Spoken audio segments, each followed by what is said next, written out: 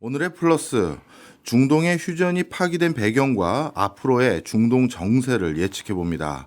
박현도 서강대 유로메나 연구소 교수 나왔습니다. 어서 오세요. 네, 안녕하십니까. 야, 교수님 찰나갔던 평화가 그냥 끝나버리고요. 다시 전쟁이 시작되는 것 같습니다. 네.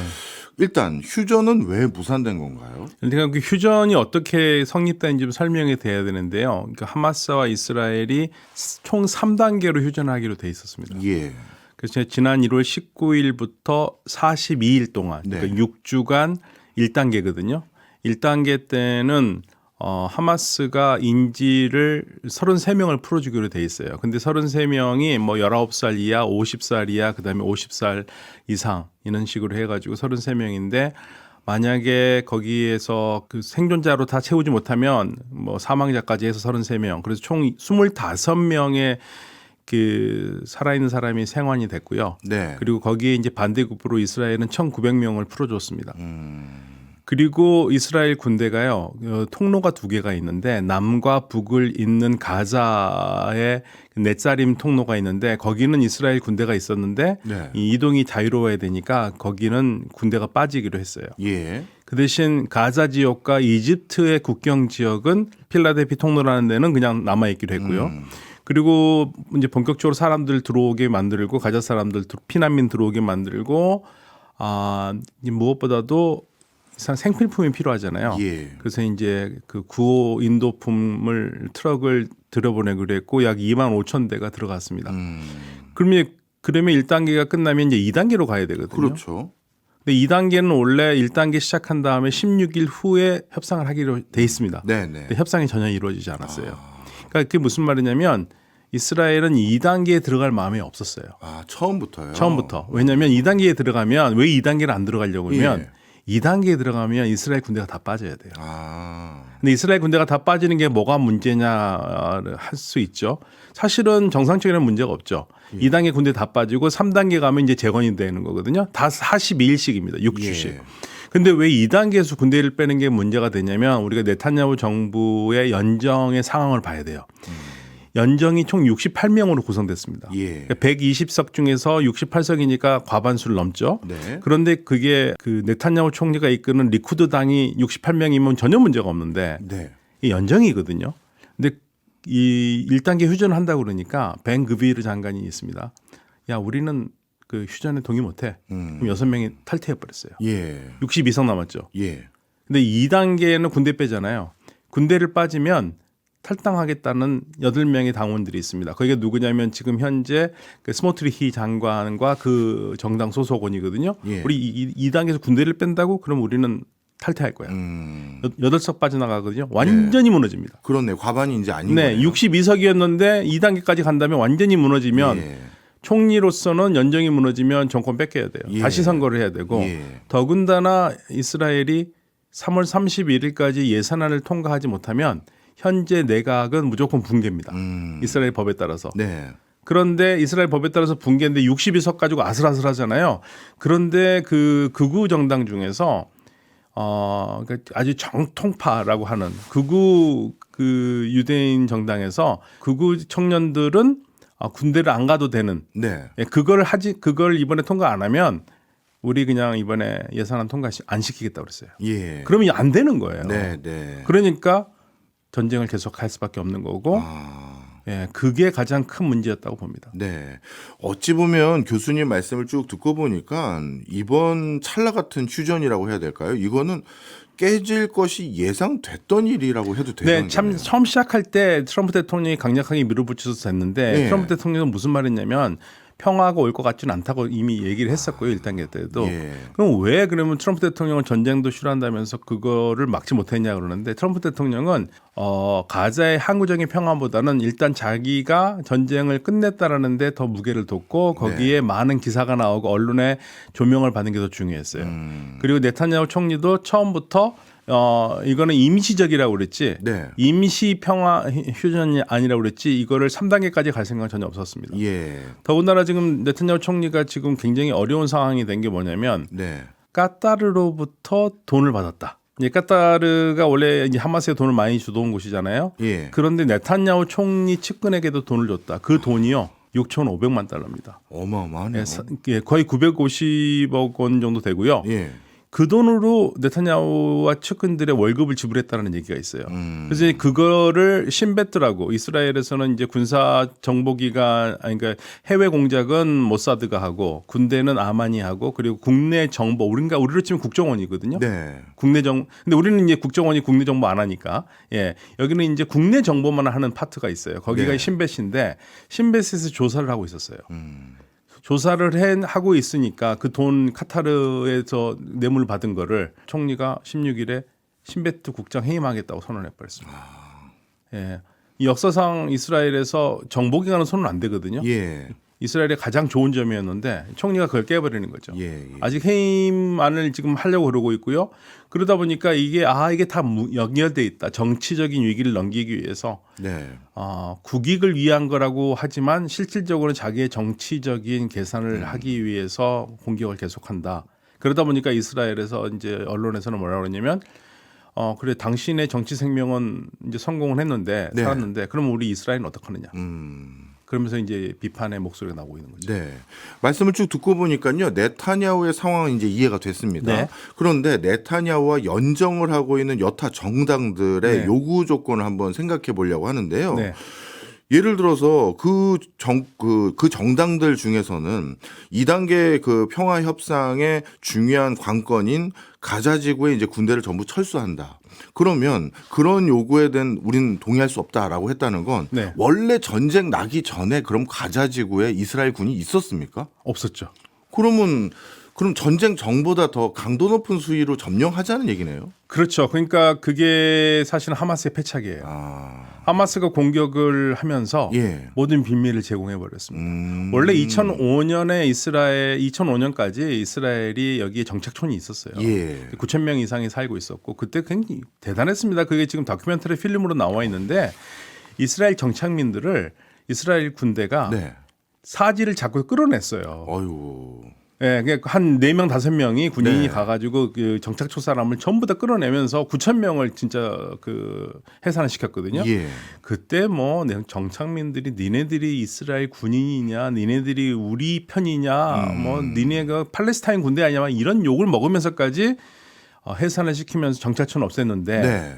그런데 이제 하마스가 커지고 그러니까 이제 그 극우파 정당 쪽에서는 다시 우리 들어가야 된다. 정착촌을 네. 다시 건설해야 되고 우리가 거기에 군대를 주둔해야 된다.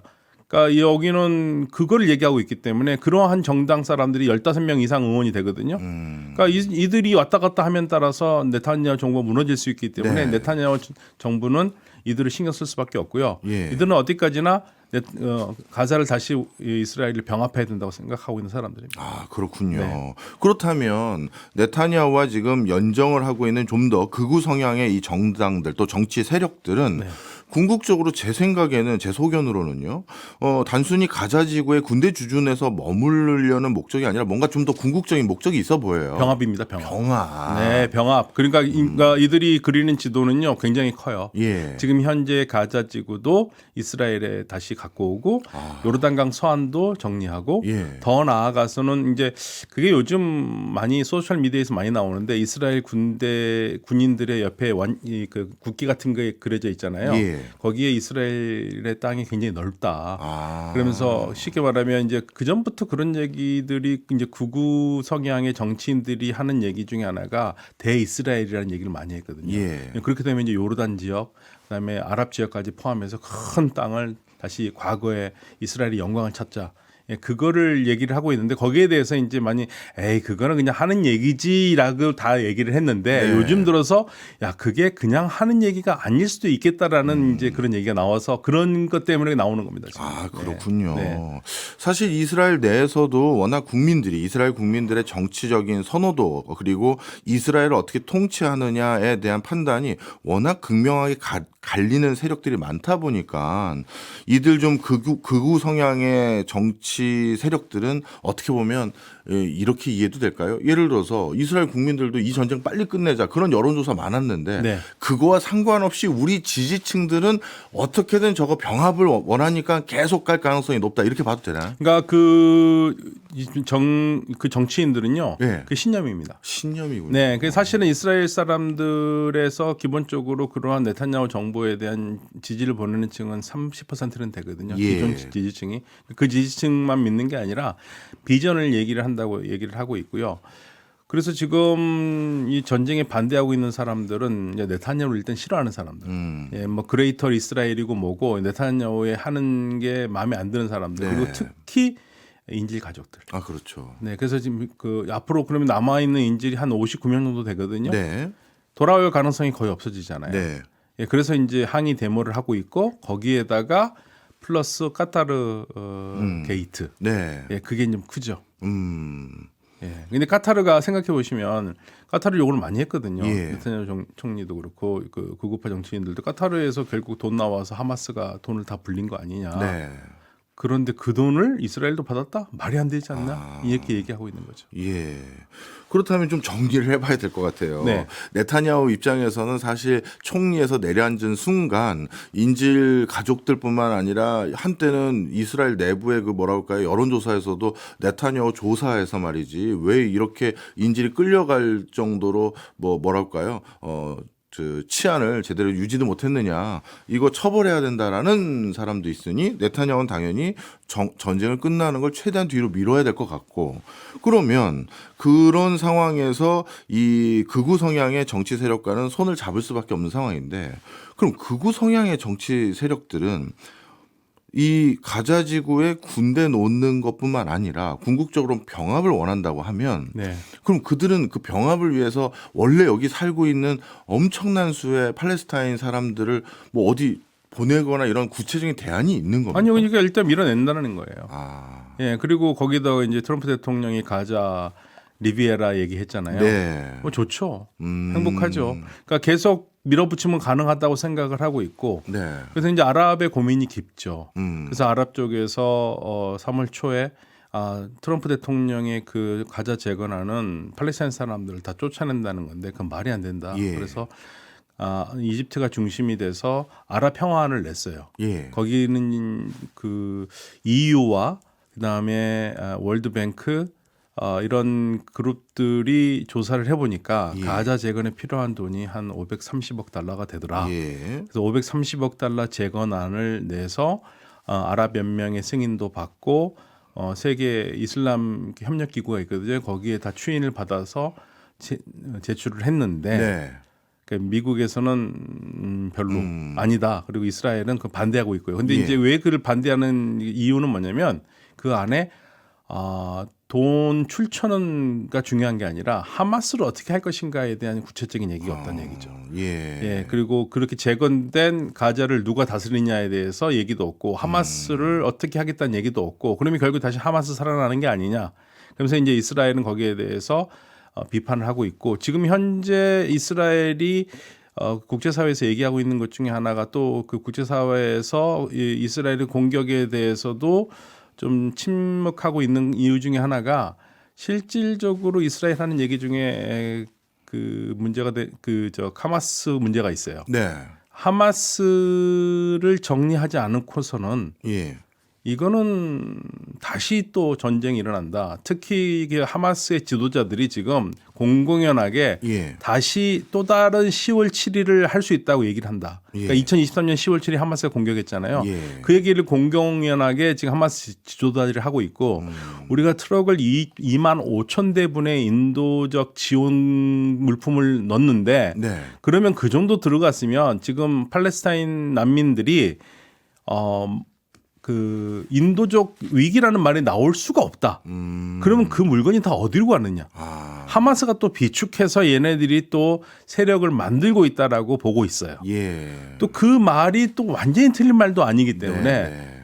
예, 이스라엘을 비판을 하면서도 하마스를 왜 아랍 세계가 이렇게 지금 놔두느냐에 대한 그런 비판도 있는 거죠. 그렇군요. 네. 그리고 저 또 이해가 안 가는 게요. 전쟁을 수행한다는 건 엄청난 돈이 드는데 그렇다면 이스라엘 내부에서도 이번에 이스라엘 하마스 이 전쟁을 통해서 적지 않은 출혈이라고 해야 될까요? 피해가 있을 것 같은데 어떻게 이렇게 계속 전쟁을 끌 거를 어떻게 뭐랄까요? 확정적으로 이렇게 결정을 할 수가 있죠. 그러니까 뭐 어차피 돈은 많은 부분에서 미국에서 지원이 나오고요. 그다음에 또 많은 부분에서 이스라엘을 지원하는 네. 쪽에서 나오기 때문에 예. 분명히 경제에는 안 좋긴 한데 예. 일단은 안보가 더 먼저다라고 이스라엘은 그렇게 해왔고 예. 거기에 대해서는 이스라엘 사람들의 안보 의식은 투철하기 때문에 그거는 맞는데 너무 전쟁이 오래 끌지 않느냐에 대한 비판은 있는 거죠. 거기다가 그렇군요. 네타냐후 총리가 좀 더 깔끔한 사람이었고 정치적으로 흠이 없는 사람이면 더 많은 인기를 얻고 할 수 있을 텐데 그렇지 않다 보니까 이스라엘 예. 잡음이 많이 나오고 있습니다. 그렇군요. 구우파 정치 세력들의 입장은 이해를 했는데요. 이스라엘 전반적인 사람들의 이번 상황에 대한 여론은 혹시 어떻습니까? 여론은 사실은 그 안보의 측면은 다 중요하게 생각해요. 예. 그런데 결국에는 인질 생활 문제가 있고 그다음에 언제까지 전쟁만 계속할 것이냐에 대한 그 의견의 차이는 있는데 다만 확실한 거는 더 이상 이스라엘에서는 적어도 2, 3년 동안에는 예. 팔레스타인 국가라는 말을 쓰기가 어려운 상황이 됐어요. 네, 그러니까 그 10월 7일 공격으로 가장 충격을 먹은 사람들이 이런 얘기를 많이 합니다. 난 그래도 팔레스타인과 공존을 얘기를 했는데 예. 나 이제 그 얘기 못 하겠다. 그런 사람들이 많아졌고 그건 하마스의 가장 큰 실책이고요. 그리고 또 하나 이제 요즘 언급이 되는 게 그러면 지금 마흐무드 아바스 지금 거의 90살이거든요. 예. 그분이 팔레스타인 자치정부의 수반인데 이분 뭐 하냐 도대체. 무슨 비전을 가지고 얘기를 하고 있느냐.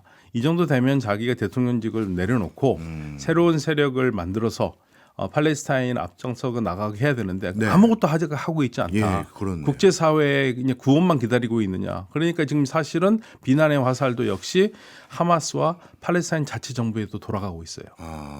예, 그러니까 팔레스타인 지역이 총체적 난국입니다. 그러니까 예. 이스라엘만 탓하기에는 예. 총체적 난국이고 그 무엇보다도 선제 공격을 했다라는 게 예. 이게 이제 하마스로서는 가장 큰 취약점이에요. 그렇네요. 이스라엘 내부에서도 어떻게 보면 연민이라든가 동정표마저도 잃어버리게 만드는 일인 맞습니다. 거니까요. 예, 그리고 국제사회에서도 하마스에 대한 공격이 그러니까 우리가 보시면 이스라엘 네타냐후 총리가 적당한 선에서 그러니까 바이든 전 대통령이 얘기했듯이 적당하게 비례 원칙에서 보복만 했었으면 예. 이스라엘을 더 많이 지지를 했을 거예요. 선제 공격을 당했잖아요. 네. 근데 이제 너무 압도적으로 하고 너무 많은 아이들이 죽어가니까 거기에 대한 이제 반발심들이 네. 많이 있었던 거거든요. 그래서 사실은 이스라엘 네타냐후 총리도 전쟁을 이렇게까지 복잡하게 안 할 수도 있었는데 인기도 잃으면서 또 자기의 그 정치적인 그 위기만 넘어가는 정치인 아니냐. 예. 그러니까 소위 말해서 영어에서 스테이트먼은 아니지 않느냐 그런 이제 오명까지 쓰게 됐는데 그런 부분들이 아쉬운 부분이죠. 그런데 그 하나 확실한 것은 뭐 저도 항상 하는 얘기이긴 하지만 결정적으로 하마스가 모든 빌미를 제공한 거 그게 네. 이제 가장 큰 실책입니다. 네. 앞서 일부에서요. 네타냐후의 입장뿐만 아니라 이스라엘의 전반적인 내부 분위기를 쭉 정리를 한번 해주셨는데요. 네. 예를 들어서 네타냐후는요. 이렇게 극우 세력들과 연정을 맺는 것만 집착하다가 여론이 확 등져가지고 그래가지고 총리직을 잃거나 아니면 정치적으로 더 수세에 몰리는 그런 일은 없는 건가요? 근데 뭐 일단은 그 신베트가 조사를 만약에 제대로 해서 뇌물건이 된다면 굉장히 치명적이 되겠죠. 그렇죠. 예. 아무튼 어쨌든 간에 2026년까지 정권이 보장되어 있는 상태고요. 그러니까 내각제가 가지고 있는 특징 중에 하나가 우리는 임기제에 맞춰서 선거를 하는데 예. 내각의 임기가 쭉 떨어지면 더 이상 버틸 수 없다면 이제 의회를 해산하고 다시 선거를 하잖아요. 예. 그런데 그건 현재 안 하겠죠. 예, 하면은 별로 좋지 않으니까. 예. 네, 그래서 그런 부분에서 네타냐후 총리가 확실히 정치적인 동물적 감각이 굉장히 뛰어난. 네. 그래서 이제 뭐 거의 16년 이상 동안 굉장히 오랫동안 예. 총리를 역대 가장 오래 총리를 한 거고요. 하마스 같은 경우에는 하마스도 지금 살 길을 굉장히 많이 궁구하고 있거든요. 예. 찾고 있는데 사실 하마스 인기는 없어요.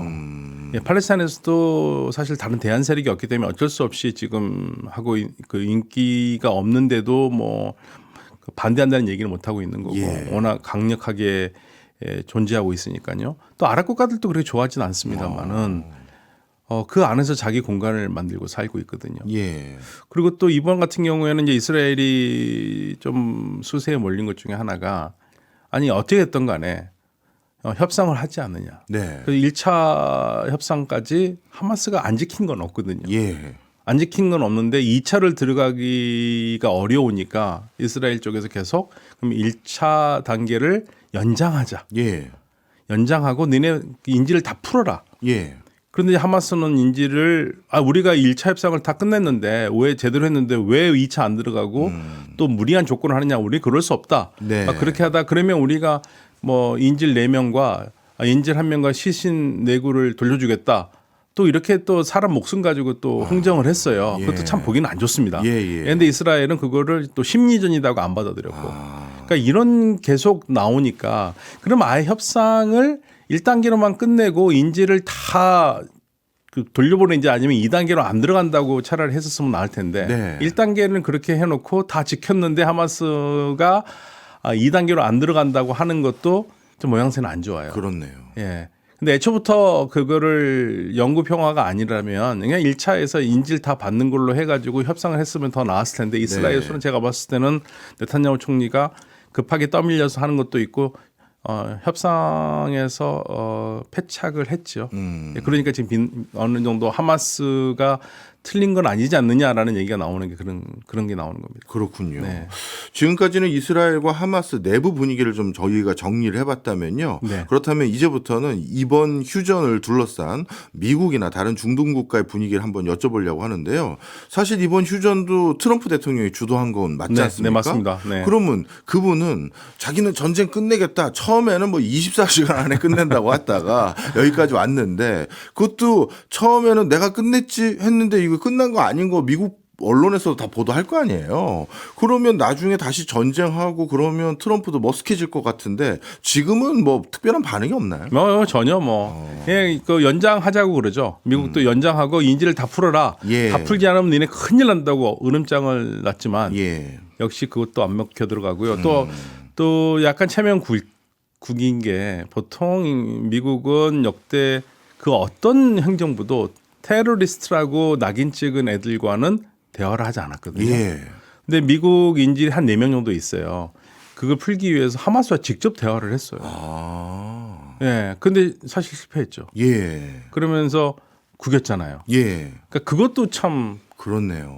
네. 그래서 이제 이스라엘도 화가 난 겁니다. 예. 아니, 우리랑 얘기를 한 다음에 협상을 해야지. 우리를 제껴놓고 하마스하고 직접 협상을 그렇게 하는 게 말이 되느냐. 사실 또 맞는 말이죠. 그렇죠. 그러니까 만약에 우리가 우리의 적과 대치 중인데 미국이 우리하고 얘기하지도 않고 적과 직접 얘기하고 우리가 통보만 한다면 그거 기분 좋겠어요? 그럼요. 예. 그러니까 그런 것들도 실패를 했고 그러니까 트럼프 대통령은 제가 일부에서 말씀드렸듯이 일단은 아무튼 휴전은 성공시켰잖아요. 처음. 예. 그 다음에는 자기도 확신 안 한다고 그랬으니까 뭐 내가 확신할 수 없다고 얘기했지 않느냐 이렇게 나올 수 있는 거죠. 예. 현재로서는 트럼프 대통령이 할 수 있는 거 없습니다. 그러면 이제 미국 입장에서는 자신들의 미국 그러니까 포로 이 사람들만 돌려받는 거 요거만 신경 쓸 가능성이 높은 건가요? 현재로서는 예 그냥 다 돌려달라 이거죠. 예. 그리고 이제 그 인질들에 대해서 그러니까 이중 국적이거든요. 다 그분들이 예 이중 국적인데 또 하마스도 미국이 그렇게 나오니까 거기 그 인질에 대해서는 또 아무래도 좀 신경을 쓰겠죠. 네. 다른 인질보다도. 근데 사실은 사람 목숨을 가지고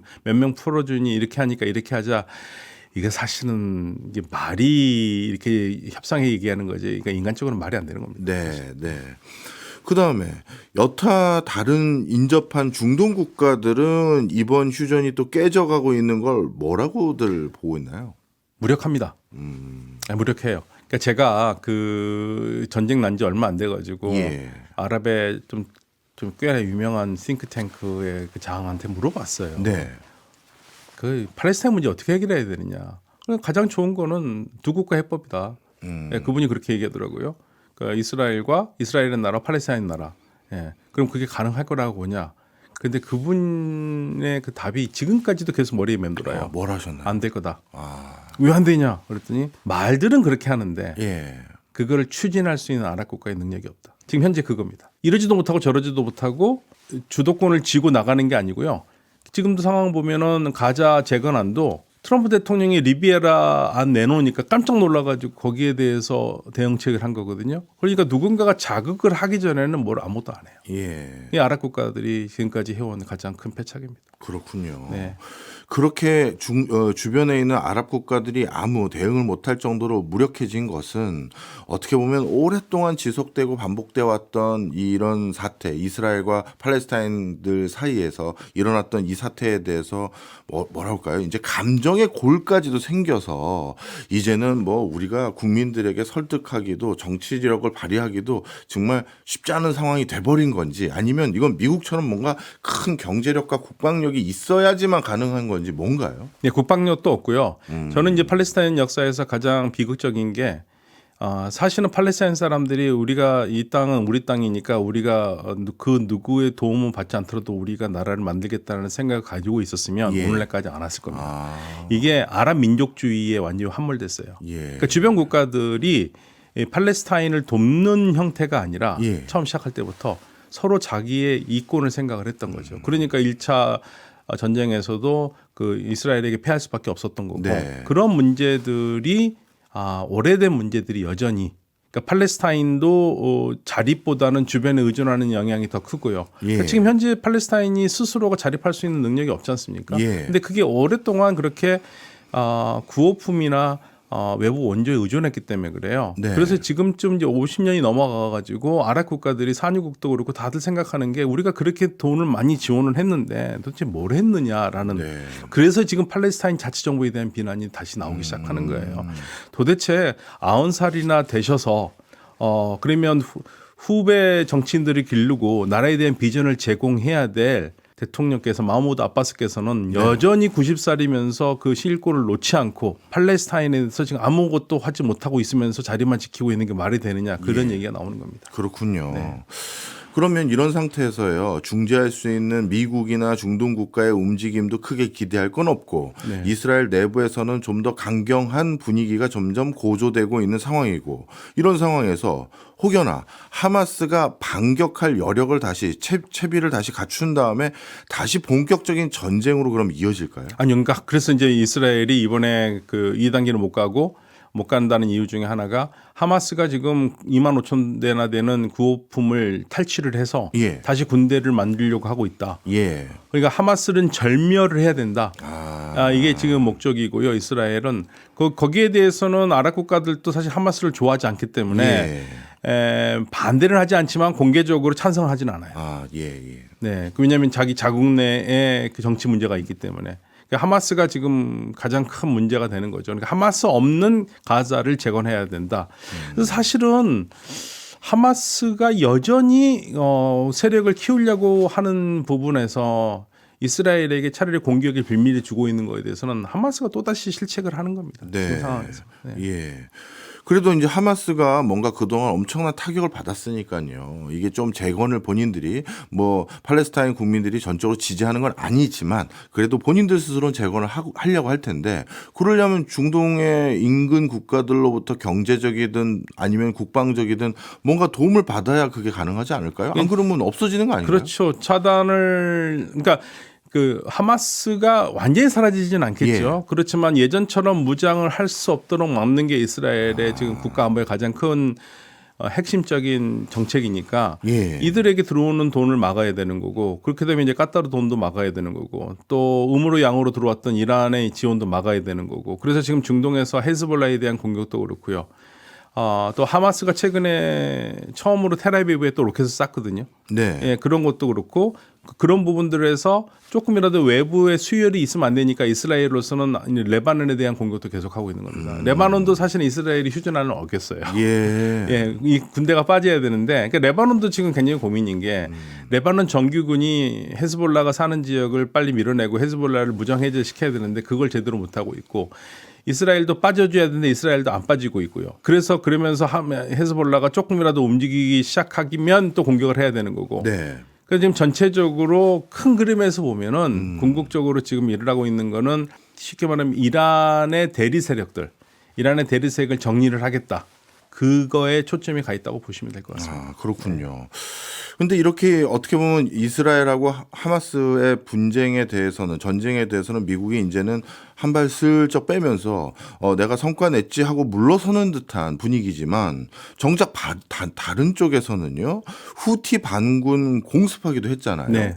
그럼 도대체 미국이란 나라는 이 중동의 그 정책 기조가 이제 한 발 빼겠습니다. 뭐 오바마 때 이후로 계속 추진해왔던 아브라함 협정 같은 걸로 새로운 판 짜고 난 나옵니다인 건지 아니면 뭐 다시 어정쩡하게 발을 담그는 건지 잘 판단이 안 됩니다. 절대 못 나옵니다. 예, 이게 나오고 싶죠. 예. 나와서 그러니까 그 전에 그 트럼프 대통령 일기 때에 많은 얘기가 나왔던 게 결국 이스라엘과 아랍을 하해시켜서 아브라함 협정 맺고 그러면 거기에 튼튼한 방어망을 이란에 대해서 치는 게 그러면 그동안 우리는 미국은 잠깐 빠져서 중국을 제어하는데 못 힘을 쏟겠다라는 건데 네. 그 빠지려고 하는 자리에 자꾸만 중국이 들어오니까 바이든 대통령이 우리 떠나지 않는다고 얘기를 했잖아요. 못 떠납니다.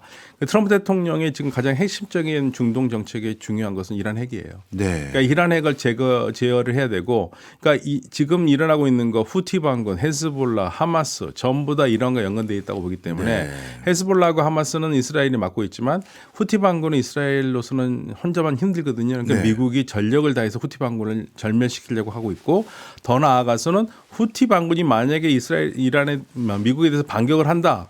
그러면 그걸 뭐라고 그러냐면 그건 이란이 뒤에 배후가 있다는 걸로 간주하겠다고 하면서 이란을 끌고 들어가는 것도 트럼프 대통령이 지금 가지고 있는 가장 큰 중동의 숙제는 이란 핵 문제 해결입니다. 네. 그래서 그런지 모르겠습니다만 트럼프 대통령이 이란 원유 수출을 더 조이는 분위기인 것 같습니다. 그러면서 뭔가 핵 합의의 압박용 카드로 삼는 것 같은데 이런 분위기 속에서 이란은 어떤 분위기인가요? 그러니까 이란은 우리도 대화를 하고 싶다. 쉽게 말하면 이거예요. 우리 대화? 그래, 우리도 대화를 원해. 근데 지금 우리하고 대화를 하자면 좀 부드럽게 나와야 되는 거 아니냐? 근데 너는 지금 봐라. 우리의 돈줄 다 끊는다 그러고 그다음에 우리의 뭐 핵 개발 문제를 가지고 이 전기도 생산할 수 있고 여러 가지 평화적으로 쓸 수 있는데 너 지금 그 모든 핵 프로그램을 다 그 테이블에 얹어놓고 압박을 하면서 우리한테 대화를 하자고 우리가 할 수 있겠니? 이겁니다. 네. 그래서 지금 이란은 트럼프 대통령이 편지를 보냈죠. 나는 평화의 대통령이라고 썼대요. 평화의 대통령이니까 빨리 핵 협상하자.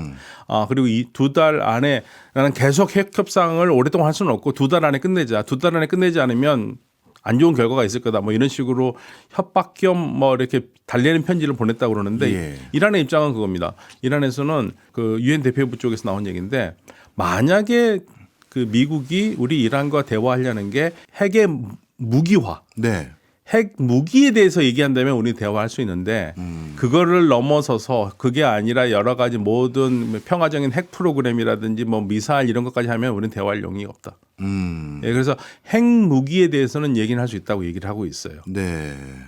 그러면 아직까지는 뭐 양쪽에서 대화의 뭐 소통 창구 역할을 할 만한 기회는 있는 거다고 보나요? 기회는 있는데요. 트럼프 대통령이 계속적으로 좀 그 경제적으로 압박을 하고 있고 군사적으로도 압박을 하려고 그러니까 이란이 어떻게 나오냐면 사실 이란이 가지고 있는 생각 중에 하나입니다. 이란은요 그 전부터 트럼프 대통령 이전부터 하메네이 최고 지도자 한 말이 하나 있어요. 미국은 좋게 말하면 안 듣는다. 그게 무슨 뜻인가요? 말을 좋게 하면 절대 안 듣는다.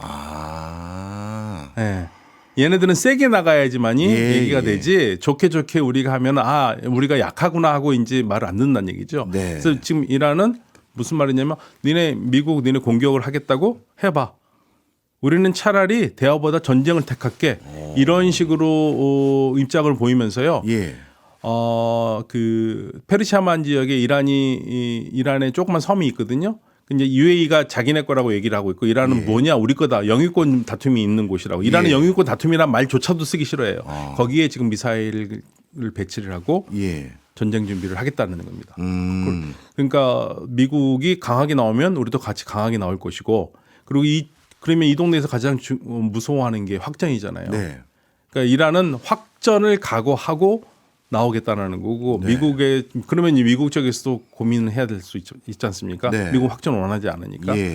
그래서 지금 분위기는 험악한데 결론은 하나예요. 양쪽 다 대화는 원하기 원한다. 그러면 양쪽 다 원하는 게 분명한 상태에서 이 대화를 한다라고 하면 자칫 잘못해서 요즘 뭐 오늘 중동을 다루긴 합니다만 트럼프 대통령 입에서 북한을 뭐 핵 보유국 이런 식으로 표현하면서 핵 보유를 기정사실화하고 인정하는 듯한 분위기도 이제 지난 트럼프 일기와 좀 달라진 것 같다라는 생각을 많은 사람이 추측을 갖고 있는데 이러다가 이란은 절대 그렇게 못할 겁니다. 이란은 절대, 왜냐하면 이스라엘 때문에 절대 그렇게 못합니다. 그리고 주변 국가들 러시아도 예. 중국도 그렇게 원하지 않아요. 예. 근데 이제 북한 문제는 참 머리 아픈 문제인데, 그러니까 우리가 실책한 것도 많이 있죠. 사실은. 네. 그러면 이란은 궁극적으로요. 만약에 핵을 포기하는 대신 다른 뭐라도 얻어와야 되잖아요. 그건 뭘까요? 경제 제재 푸는 거요? 제재 푸는 거죠. 그러니까 이란은 항상 얘기하고 있죠. 우리는 핵무기를 만들지 않는다. 근데 지금 이란의 상황이 어느 상황이냐면요. IAEA에서 나오는 보도에 따르면 이란이 지금 핵 농축한 게 60% 농축한 게 있는데 그거를 조금만 더 하면 90%에 가잖아요. 60 가면 90 갑니다. 네. 예. 최소한 6개의 핵폭탄을 만들 수 있는 능력을 가지고 있다는 얘기입니다. 예. 물론 이제 시간이 바로 뭐 오늘 해가지고 내일 나오는 게 아니라 시간이 걸리죠. 최소 6개월에서 1년, 뭐 어떤 데 2년까지 보긴 하는데 네. 6개 정도는 충분히 만들 수 있으니까 이건 위험하다라고 보고 있고 미국은 어떻게 해서든지 이란이 핵을 만드는 무기를 만드는 것은 차단하겠다라는 게 강력한 의지예요. 그게 북한한테 보이는 태도와 이란한테 보이는 태도는 다릅니다. 그렇군요. 나름대로 그러면 이란도 예를 들어서 핵을 갖게 되고 이스라엘은 뭐 핵을 보유하고 있으니까요. 그럼 중동 지역에 그게 오히려 평화의 단초가 될 수 있지는 않나요? 그러지 않을 것 같습니다. 사우디아라비아는 항상 똑같은 입장이죠. 사우디아라비아 아랍 국가들은 입장이 명확합니다. 이란이 핵을 가질 만큼 바보 같은 짓은 안 할 거라고 믿지만 만약에 이란이 핵을 갖는다? 그럼 우리 사우디도 갖는다. 예, 그러니까 이제 이란 쪽에서도 거기에 대해서 뭐라고 그랬냐면 외교장관이 한 3년 전에 테헤란 포럼이라는 곳에서 직접 밝혔어요. 우리는 핵무기 가지 않는다. 핵무기를 가지면 주변 국가들이 다 갖게 될 거기 때문에 우리가 갖는다는 게 별 의미가 없다. 그런 식으로 얘기를 한 게 거기에 대한 화답이었어요. 저도 뭐 사실 많은 국가들이 핵을 갖는 걸 원하진 않지만요. 네. 이번에 하마스 사태 그 가자지구에서 봤더니 너무 참혹하더라고요. 맞습니다. 근데 가만히 보니까요. 뭐 교수님이 더 잘 아시겠습니다만 현대사에서 양쪽 다 핵을 가지고 있는 국가는 한 번도 전쟁을 안 하더라고요. 예, 그렇다면 오히려 인도 파키스탄. 예, 그렇죠. 그렇죠. 네. 그런 거죠. 인도 파키스탄도 그렇고 냉전 시대 때 소련과 미국도 위험해진 순간이 얼마나 많았습니까? 그런데 절대 직접 안 붙거든요. 그렇다면 핵을 제가 뭐 권장하는 건 아니지만 차선책으로 이란도 뭐 이스라엘도 물론 뭐 사우디도 이렇게 가지면 서로 무서우니 뭐 이런 뭐 가자지구 사태나 이런 것들을 좀 그래도 슬기롭게 십시일반 나서서 야 이거 이러다 큰일 나겠다 이러지는 않을까 싶어가지고요. 근데 이제 문제는 그 얘기를 전에 사우디가 얘기를 했는데요. 예. 그 후쿠시마 사태 날 때 그 얘기했습니다. 세계에서 가장 안전이라면 세계에서 가장 안전하다고 하는 일본에서조차 예. 핵 사고가 저렇게 났는데 이란 같은 나라를 어떻게 믿느냐.